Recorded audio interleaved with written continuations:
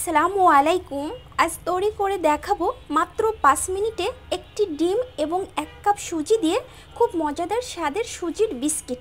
আর এই বিস্কিট খেতেও কিন্তু অনেক মজা, আর বিস্কিটটা আপনারা 2 থেকে 3 সপ্তাহ পর্যন্ত কিন্তু সংরক্ষণ করে রাখতে পারবেন, এতটাই ক্রিস্পি হয়। আর এই বিস্কিট তৈরি করতে আমার যা যা লাগছে চলুন, আর আমার চ্যানেলটাকে সাবস্ক্রাইব করে নেবেন। এদিকে একটি বোলের মধ্যে আমি 1 কাপ সুজি অ্যাড করে নিব এবং হাফ কাপ আমি গুঁড়া দুধ অ্যাড করে নিচ্ছি এবং স্বাদ মতো লবণ। আর এখানে অ্যাড করব একটি ডিম অ্যাড করে নিচ্ছি এবং অ্যাড করে দেব আইসিং সুগার। আমি এখানে 1 কাপ অ্যাড করেছি এবং অ্যাড করে দেব অরেঞ্জ যে ফ্লেভার, এটা আমি নিচ্ছি। আপনারা ভ্যানিলা এসেন্স নিতে পারেন বা এখানে এলাচের গুঁড়াও কিন্তু অ্যাড করা যাবে। অরেঞ্জ ফ্লেভারটা অ্যাড করে নিয়েছি, নিয়ে এবার আমি ভালো করে সব উপকরণগুলো এইভাবে ম্যাশ করে নিব। তো ম্যাশ করে নেওয়া হয়ে গেছে, এটা আমি রেস্টে রেখে দেব 5 মিনিটের মতো।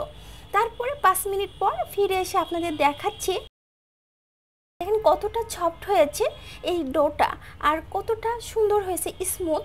আমি এখান থেকে ছোট ছোট করে লেচি কেটে আমি এইভাবে শেপ দিয়ে দিচ্ছি বিস্কিটের। আপনারা আপনাদের পছন্দ মতো বিস্কিটের শেপটা দিয়ে দিবেন। আর আমার এই শেপটা আমি নিয়ে নিচ্ছি তৈরি করে। এদিকে একটি ফ্রাই প্যানে পর্যাপ্ত পরিমাণে তেল অ্যাড করে যখন হালকা একটু গরম হবে, এর মধ্যে আমি এই বিস্কিটগুলো দিয়ে ভেজে নেব। এবার আমি উল্টিয়ে পাল্টিয়ে ভেজে নিচ্ছি। তো এখনও যারা আমার চ্যানেলটাকে সাবস্ক্রাইব করেন নাই তারা অবশ্যই আমার চ্যানেলটাকে সাবস্ক্রাইব করে নেবেন এবং পাশে থাকা ছোট্ট বেল বাটনটি ক্লিক করে নেবেন।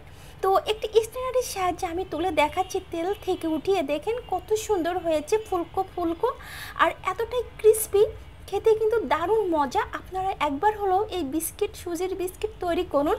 আর আমার ভিডিওটি ভালো লাগলে অবশ্যই সবার সাথে শেয়ার করবেন। আর একটি বিস্কিট আমি আপনাদের ভেঙে দেখালাম, দেখেন ভিতরটা কতটা ক্রিস্পি। আর এইরকম বিস্কিট তৈরি করলে বাচ্চারা তো পছন্দ করবে, তার সাথে কিন্তু বড়রাও কিন্তু খুবই পছন্দ করবে, এতটাই মজা। তো আজ এ পর্যন্ত, আবারও কোনো নতুন নতুন ভিডিও নিয়ে আমি আপনাদের মাঝে হাজির হব। সে পর্যন্ত সবাই ভালো থাকবেন এবং কমেন্ট বক্সে জানিয়ে দিবেন আজকের রেসিপি কেমন হলো। তো আল্লাহ হাফেজ, আসসালামু আলাইকুম।